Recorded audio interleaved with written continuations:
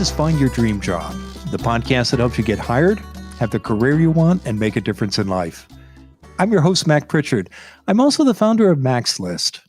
It's a job board in the Pacific Northwest that helps you find a fulfilling career. Every Wednesday, I talk to a different expert about the tools you need to get the work you want. Find Your Dream Job is brought to you by Top Resume. Top Resume has helped more than 400,000 professionals land more interviews and get hired faster. Get a free review of your resume today. Go to maxlist.org/topresume. You reach out to someone to ask for help with your job search. You get no response, so you follow up, and nothing happens. Did you do something wrong? Mike Bird is here to talk about follow-up mistakes to avoid in your job search and what to do instead. Mike is the founder of Coach Wazo Career Coaching and the co-host of the Career Builders podcast. He joins us from Montreal in the province of Quebec in Canada. Mike, let's jump right into it. We're talking about follow-up mistakes to avoid when you're asking someone for help during a job search. What are some of the, just to set the context for the conversation, what kind of help do job seekers typically ask for? Great question, Mac. So when you're in the middle of a job search, you could be doing outreach to people who are in the industry that you'd like to work in, if you're not already a part of it. So you could be trying to get the attention of people who hold a job title that is similar to what you are trying to pursue. You could be reaching out to recruiters who may be trying to fill positions that you're interested. You may be trying to get on the radar of the hiring manager themselves. So there's really a variety of different people that you can go after. But at the end of the day, it comes down to making some form of a cold outreach where people don't really know who you are until the moment the message arrives in their inbox. You work with job seekers, you work with employers. Do you think, Mike, that most people do want to help others during a job search? I'd like to say for the most part, yes. And I think it really depends on sort of how you position yourself in your initial outreach. If you are coming from a position of trying to create a collaborative situation, you're not trying to be demanding of the person that you are engaging with. And especially if you share some things in common, humans tend to like humans that are like themselves. And so if you can establish some of these kinds of things and find some common ground, then yes, generally speaking, I think people are pretty reciprocal in the way that they like to help others. Why do you think people don't respond to our requests for help during a job search? What's behind that? Yeah, I would say it's a couple of different things. One is sometimes the ask that you might be making if you were making an outreach attempt is not really clear. It's not easily understood. It may be too complicated. It may demand too much energy and attention and probably time from the other person. And it may be too large of an ask. That's really the second component is, just imagine, Mac, if I were to walk down the street, you're watching me and I'm walking up to people asking if I can have $100. I don't provide any context. And I just ask people one after another, hey, could I have $100? Hey, could I have $100? It's probably not something that is going to get an affirmative response very often, if ever. And so I think a lot of people are guilty of coming out and trying to ask for something like a referral for a job opportunity without really having a relationship that's in place with that person. That's usually what has to come first. What if you're unclear about what to ask for? Should you reach out to people, or do you need to do something first before you do that? Yeah, so that's another great question. I think when you're approaching someone that you don't really know, in sales is the concept of personalization and hyper-personalization of messaging. So if you do have a sense of sort of who that person is, what their associations may be, perhaps you do have something in common that you weren't really aware of initially, it can be definitely worth the time to do some background check and research. Just maybe the person went to the same school that you did. Maybe they come from the same country that you're from. Maybe they speak a language that you're familiar with, or they've been to a certain place, or they like a certain sport. There's so many ways that you can sort of create a hook, something that associates you with the other person. And then that allows you to, from that sort of initial establishment of the relationship, put forward a clear ask. And just to kind of maybe double down on that for a moment, a clear ask is not something like, hey, Mac, I saw your podcast recently. I'd be really curious to know if I could, just get you on the phone at some point.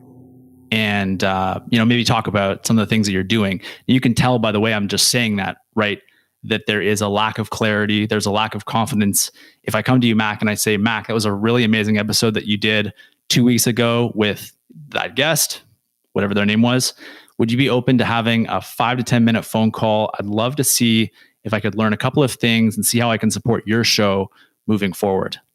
So look for connections, know what you want and how important is it to know whether the person can help you with that specific request? Yeah, it's very important. Ultimately, if the person is not able to help you, let's take the example of a technical recruiter. So recruiters, they have positions that they're trying to fill. They're very specific. If they are, let's say they're trying to fill a full stack development role, and you are someone who comes from the world of network security, you're like an IT technician, you probably are not going to be a good fit for that person who is trying to recruit for a development position. They don't have something that can be of service to you. They're not really doing something that is appropriate for what you are best suited for in the labor market. And your time, if you're that IT technician, is better spent trying to find recruiters that are trying to fill IT technician roles. So it is really important that there be some sort of an overlap, because at the end of the day, there has to be something in it for both parties for the follow-up to be answered. What's your best advice, Mike, for somebody who might be starting out? They're unclear about how to get that clarity about who to ask for and how to find those connections. What's your number one tip that a listener might take to ensure that they do get a response? Mm-hmm. So assuming that you find people who are trying to kind of accomplish the same thing that you are, in this case, they're trying to hire for a particular role, and you think that you are a pretty strong candidate for it, and maybe you don't really feel that way just yet, or you're unsure exactly what's your best plan of attack. I often have clients start with trying to write about a 50-word paragraph of what they think their unique value proposition is, get great clarity on what that is. It could be, I'll just kind of go back to the IT technician. I'm a level 2 service desk technician. I have 3 years of experience working in large multinational companies, and I speak 3 different languages fluently. Okay, can I boil that down into something that's 25 words long and then get it down again to something that's more in the 10 to 15 word range? And that starts to become I don't want to say elevator pitch, but that starts to become the initial delivery. When you reach out to somebody, you get to say very succinctly, very clearly what you do. And if they're looking to fill a service desk technician role, you're making it very obvious that you're someone who might be an appropriate candidate for them. I love that example. Do you find it's hard for people to do that work, to take, particularly mid-career or people who are further along in their careers, what they've done and boil it down to first a 25-word statement and then just 1 or 2 sentences? Yeah, it can be very hard. And that's sort of where either having a coach or someone in your corner who can kind of be some sort of a feedback mechanism or a sounding board for you can be really beneficial. At the end of the day, we all have blind spots. And if we want to do something different, if we want to do something that is outside of what we know naturally of ourselves, then we have to explore things that we've never really explored. And that's what some people like a coach. I'm not saying that's the only way you can access this information, but having people who are willing to be an extra set of eyes on your professional career can be very helpful here. Well, let's talk about the mistakes that people make. And we do this in a spirit of kindness. We've all made our share of errors. I certainly have in my career and in looking for work. And we want this to be as constructive as possible. I know the first mistake that you identified in an article that people can find on your website is thinking that it's all about you when you're reaching out for help in your job search. What do you mean by this, Mike? Yeah. So, I mean, people tend to want to help other people. But if the request that you're making as the person writing that outreach message really has nothing of benefit for the other person, for people who are super busy, who are just tied up doing all kinds of other things, it's probably not making a lot of sense for them to divert their time, which is their most valuable asset. It's anyone's most valuable asset in this world, in my opinion, to someone that they don't really know. So when you're making an outreach message, putting the other person first is often the best way to establish some sort of a connection that can bear fruit. And it might not happen immediately, it might happen in the longer run. But when you actually express a desire to get to know the other person and be helpful toward them in some way, that's when you're most likely to succeed. Give us an example of how you coach your clients to do that, or you've seen people do it.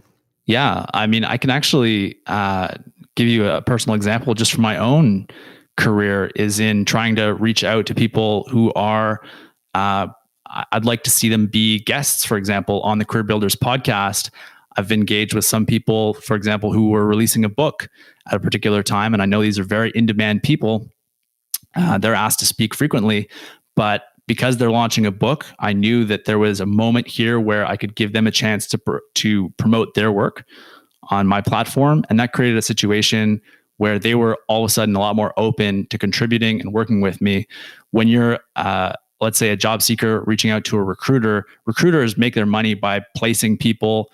And if you can make yourself a really easy to place candidate and make it super clear that you have a great chance at actually getting somewhere and getting some traction with that person. Well, let's pause there, Mike. I want to take a break. And when we come back, I want to get your advice about how a candidate can demonstrate to a recruiter that they offer what the recruiter needs.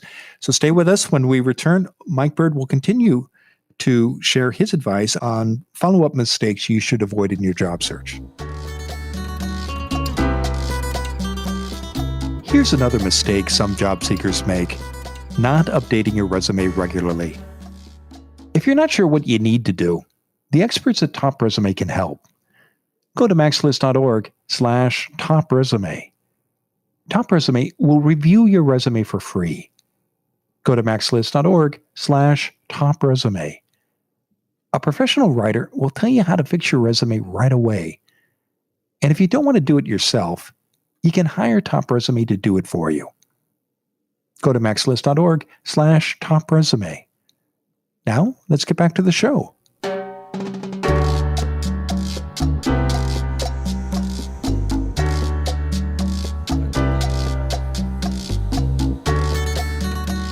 We're back in the MaxList studio, and we're here talking with Mike Bird. He's the founder of Coach Wuzzle Career Coaching and the co-host of the Career Builders podcast. He joins us from Montreal in the province of Quebec in Canada. Now, Mike, before the break, we were talking about thinking about the person you're asking for help with and not making it all about you. And you shared an example of reaching out to a recruiter. Can you talk more about that and how a listener can do that effectively? Because many of us want to get in front of recruiters, and they can be distant figures and a lot of demands on their time, rather. What's an effective way of making an approach like that? Yeah. So being really, really clear that you understand what it is they are trying to fill. A lot of recruiters, they often publish the roles that they are trying to fill. They won't list the clients, obviously, that they're trying to fill those roles for. That's kind of their secret sauce. But if you, let's say that you find maybe on their LinkedIn profile, I've even seen some recruiters using Instagram talking about the post that they're trying to fill. If you approach them and say, hi, Jane, I noticed from your LinkedIn profile that you're trying to fill I keep using these IT roles because that's kind of where I come from, intermediate Java developer role that you're looking ideally for a candidate with 5 years of experience. My name is Mac, and I have 7 years of experience writing mainly in Java. Would you be open to seeing my CV and potentially looking at my candidacy? So there, you're just making a really simple connection. They want a Java developer with 5 years of experience. You have that and a little bit more. Why wouldn't they put a little bit of time into taking a look at you? Great example. Another mistake that you've written about is that in doing follow-up, that many job seekers, when they're following up, they don't respect the person's time that they're trying to connect with. What kind of disrespect are we talking about here, Mike? Yeah, it can be a bit subtle, right? Because it's not like someone's screaming at you a lot of the time saying, I want to get off of this phone call. I have other things to do. Most people are pretty polite. But when someone promises to give you 10 minutes of their time, it can be pretty damaging to a relationship if you take that 10 minutes and turn it into 18 or 22, maybe 30 seconds over. That's not going to hurt anyone. But at the end of the day, going back to what I said earlier, time just being such an incredibly valuable resource for hiring managers and for recruiters, especially, who are trying to find the needle in the haystack, right? And they are putting their time towards that. If you burn through the time that you have with someone, it can be basically a sign to them that says, I don't really think that we can trust this person as much as the person that we were speaking with, an hour ago, who made it really clear that they're interested in this role, they're a good candidate, and they did it in 8 minutes. I'd rather go back and work with that person who is super clear. So that's where it starts. I think a lot of people underestimate just how much damage you can cause when you go way over time. You're in an interview or a conversation with a recruiter or somebody you're having an informational interview with, and you're looking at the clock and you're at your limit, but there's just one more point you want to make or one more question you want to ask. What should you do? Or should you just bring it to a close? Yeah, my go-to question there is to just simply ask for permission. Dear recruiter, I see that we are coming up on time. I want to respect your time. I want to honor your time. Is it possible that I could ask one more question and then we could wrap it up from there? I just have one last thing I want to get across. And then see. We've talked about interviews and conversations, whether in person or by Zoom. What about email? Is there an element of can you jeopardize a relationship and screw up your follow up if you write the wrong kind of email, particularly length? Yeah, absolutely. Right. So same idea in the sense that if you're in a call and you're going really, really long, you're taking up a lot of that person's time. If your email is super long and it takes a while to read, and even more damaging if it takes a lot of time for the person to try and understand what it is you're really trying to get across or what you're trying to ask, then yes, that can be really tough. Writing is difficult in general for a lot of people because the tone that comes across in the written word is different from what it is in the spoken word. We have the ability, when you and I are talking right now, I can use my voice to communicate certain things. I can be really enthusiastic about something, or I can slow something down and be more serious. We lose that. We lose a lot of our personality in writing. And so I think for a lot of people, it's actually better to try and get people on the phone as soon as they can if they feel like they can't really express themselves clearly through the written word. Do you have suggested guidelines for length of messages? Yeah, I mean, I often try and say one clear question per email, and that might take 3 or 4 lines in total to write, sort of in the 100 to 200 word range maximum. 200 would be pretty long if you think about the rate of time, the amount of time needed to actually read 200 words from most people. That's about a minute. That's probably a long email. So if you can go down into something that's in the 20 to 30 second range, so we're maybe talking now around 50 to 75 words, that's probably about the sweet spot for a lot of people when they're just getting started making outreach and follow-up approaches. Another follow-up mistake that you've written about that people make during a job search, and this one surprised me, is you see job seekers not responding back. They get an answer and then they drop the ball. What's going on there, Mike? Yeah, there can be a bunch of reasons for this. I think sometimes we get so excited that maybe someone has actually gotten back to us. Maybe it's taken them a little while for them to get back to us, and so we kind of forget about what that conversation was all about, why we were interested in the first place. For whatever reason, we don't close the loop, and at the end of the day, people can always come back into our professional lives later on to have an impact on what we're doing and potentially offer us an opportunity or a chance to collaborate. And I do think, to the best of our abilities, we should always strive to bring closure to conversations so that people realize that we're not ghosting them. I guess you could say I'm trying to coach people away from ghosting, because I think that just also can damage a relationship. When you close, you can be super respectful about it.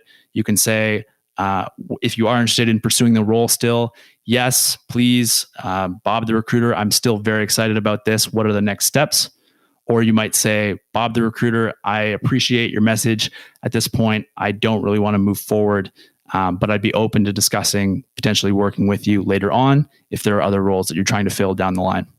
Sometimes people mean to respond to a message. A day goes by, a week, and maybe several weeks. And at that point, the person might feel, it's too late. It would be awkward to respond. What's your advice there, Mike? Is it never too late to close the loop, even if it's been weeks or even several months? In my personal opinion, it's never too late. I think that as long as you are able to still write text on a keyboard or speak to someone over the phone, you have the ability to just try and close things off. It doesn't necessarily mean that it's going to yield any kind of spectacular end to the conversation. I would, in that case, sort of apologize pretty profusely just about the delay.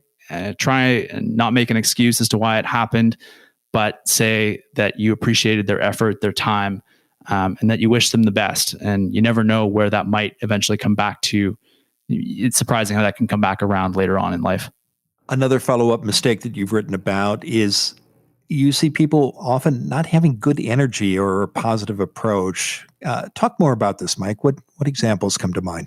Yeah. So, I mean, in the article that you have mentioned during our conversation, I remember being approached by someone who used language like, I'd like to steal your time, Mike.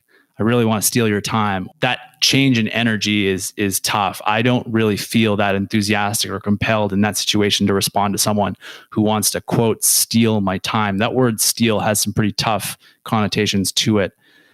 I think it's more encouraging. Your chances of developing a relationship through outreach are better if you take sort of a degree of enthusiasm, your desire to actually authentically connect with that person. And if you can put that through into your outreach, then that's great. You're more likely to get a positive response. So going out and actually saying, would you be open to having a 10 to 15 minute phone call as opposed to, can I steal 10 to 15 minutes of your time, has a really big difference in the way that it can be interpreted. We've been talking about mistakes made during follow-up during a job search. Let's talk about some positive steps people can take. And the one question I get a lot, I bet you do too, from job seekers is, how many times should I follow up? I don't want to be a pest, but I want to be professional. What's your rule of thumb here, Mike? Yeah, I think if you are really passionate about something and you really want to get some sort of a response from someone, feedback, whatever it is, don't be afraid to go until someone says no. Until someone says no, there can always be a yes, or there can always be some sort of feedback or positive response. For people who maybe are not as attached to the kind of objective, to the kind of role that they were pursuing, 3 times is a fine number of outreach attempts.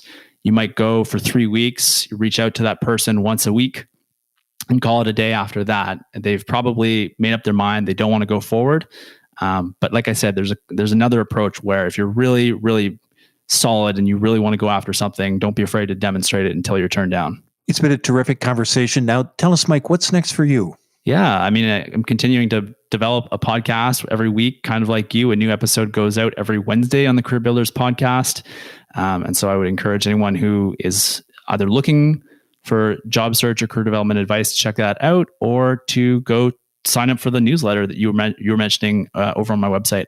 Well, I know people can learn more about your podcast. It's a terrific show. You and your co-host do a wonderful job by visiting, and your other services too, by visiting your website. And that is coachwuzzo.com. And we'll be sure to include that URL in our show notes and newsletter as well.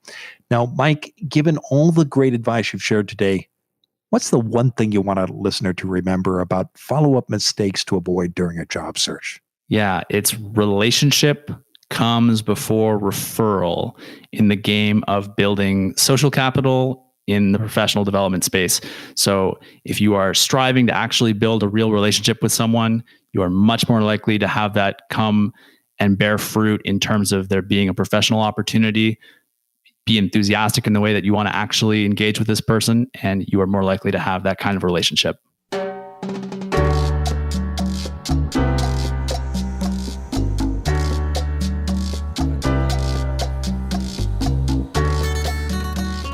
Make sure you never miss an episode of Find Your Dream Job. Subscribe to our free podcast newsletter. You'll get information about our guests and transcripts of every show. Go to maxlist.org/show notes. Again, that's maxlist.org/show notes. Next week, our guest will be Roshonda Green. She's an account manager for diversity and inclusion at SourceAbled and Rankum Consultants. You're ready to switch careers. You start applying for jobs in your new field, and you get no offers. Roshonda says to be successful, you need to tell a consistent story about why you want to change sectors and what you offer. Join us next Wednesday when Roshonda Green and I talk about how to sell yourself during a career pivot. Until next time, thanks for letting us help you find your dream job.